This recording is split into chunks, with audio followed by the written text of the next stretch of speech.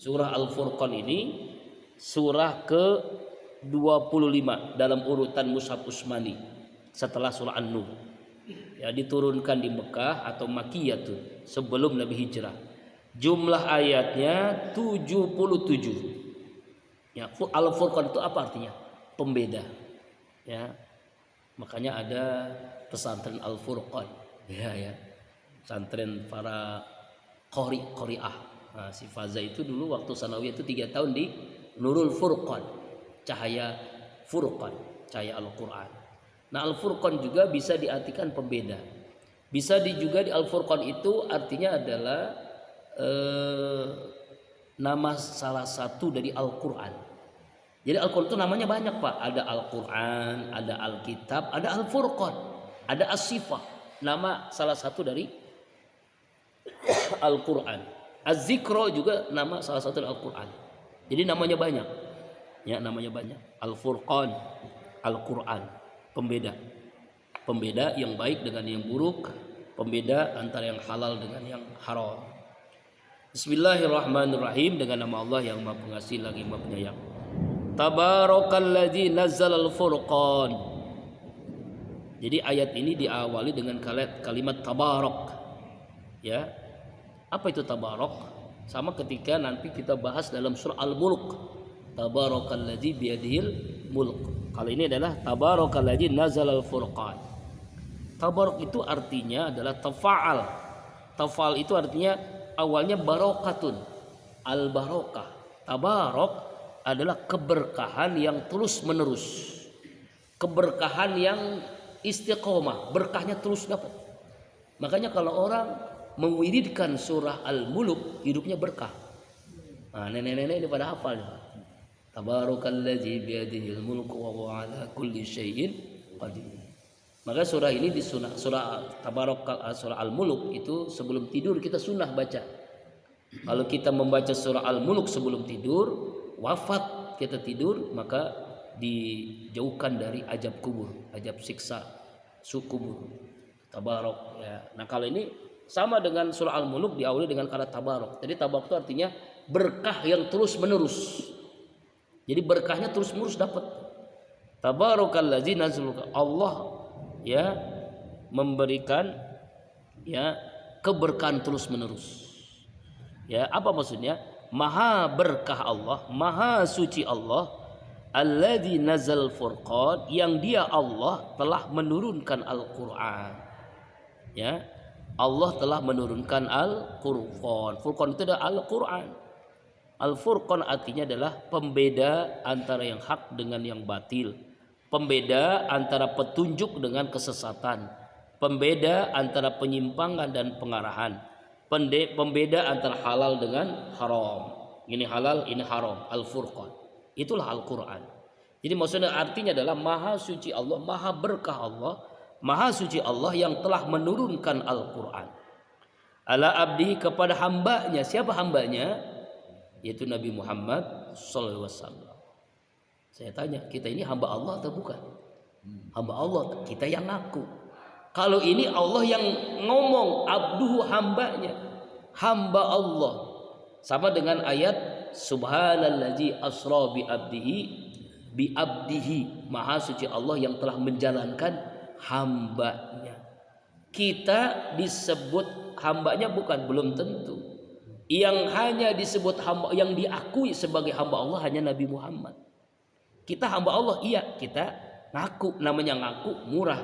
Tapi kalau Allah mengakui, mahal. Karena Allah yang mengakui. Siapa itu? Nabi Muhammad. Jadi maksud abdi adalah Nabi Muhammad. Allah telah menurunkan Al-Quran kepada Nabi Muhammad. Liyakuna lil alamina nazira, agar menjadi ya lil alamin, bagi semesta alam. Semesta alam ini siapa? Semua manusia dan jin. Nazira, sebagai peringatan dari Allah Subhanahu wa taala. Jadi artinya adalah Allah Subhanahu wa taala di ayat pertama surah Al-Furqan ini mengawali dengan maha suci Allah, maha berkah Allah yang telah menurunkan Al-Qur'an kepada hambanya Nabi Muhammad SAW agar menjadikan Al-Quran ini bagi semesta alam manusia dan jin sebagai peringatan, ya, sebagai nasihat, nazira, ya, nazira itu ya. Jadi luar biasa nih, ya, maha suci Allah yang telah merupakan nazira. Jadi kalau alamin itu alam, alam ini maksudnya semua makhluk yang Allah ciptakan. Yang dimaksud adalah manusia dan jin. Makanya nanti kalau kita baca surah jin, itu jin itu mendengar apa yang sedang dibacakan oleh kita Al-Qur'an. Jangan sangka di sini Pak hanya kita aja yang dengerin kita. Ini jin banyak ini. Cuma kita nggak diperlihatkan. Kalau kita bisa melihat Pak, kabur kita. Sama dengan malaikat pun yang hadir nih. Ini kata Rasulullah nih. Jadi malaikat di waktu subuh itu seluruh malaikat. Jadi malaikat malam, malaikat siang ini ngumpul, nyatu di sini nih. Tuh, makanya aplusannya malaikat ada di waktu subuh. Jadi kalau kita selalu melaksanakan subuh berjamaah di masjid, di musola, maka kita mendapatkan doa dari malaikat. Mendapatkan doa dari malaikat, doa kita diaminkan oleh para malaikat, mendapatkan doa dari Nabi, mendapatkan doa dari Rasulullah Shallallahu Alaihi Wasallam. Nah ini, jadi Quran ini diturunkan oleh Allah kepada Nabi Muhammad melalui malaikat Jibril alaihissalam, ya, untuk apa? Untuk seluruh alam. Siapa ini? Itu manusia dan jin, manusia dan jin. Alladzi lahu mulkus samawati wal ard. Ayat kedua, ayat terakhir. Alladzi dialah zat Allah, lahu bagi Allah. Mulkus samawati kerajaan kekuasaan langit, wal ardi dan bumi. Walam yattahid waladan, dan tidak bagi Allah anak. Artinya tidak mengambil anak. Nah ini nih kita harus akui ya kan? Lam yalid walam yulad. Allah tidak beranak dan tidak diperanakan. Jangankan beranak diperanakan, tidak punya anak, tidak mengambil anak bahkan. Walam yakulau syarikun, dan tidak ada bagi Allah syarikun sekutu. Enggak ada Tuhan yang ada dua Tuhan, tiga Tuhan, enggak ada. Tuhan itu hanya satu, Allah. Syarikun, tidak ada sekutu bagi. Fil mulki, dalam kerajaan Allah, dalam kekuasaan Allah. Wa khalaqa kulla syai'in, dan dialah Allah yang menciptakan segala sesuatu.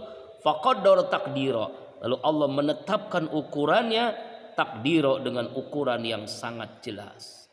Apa maksud ayat ini?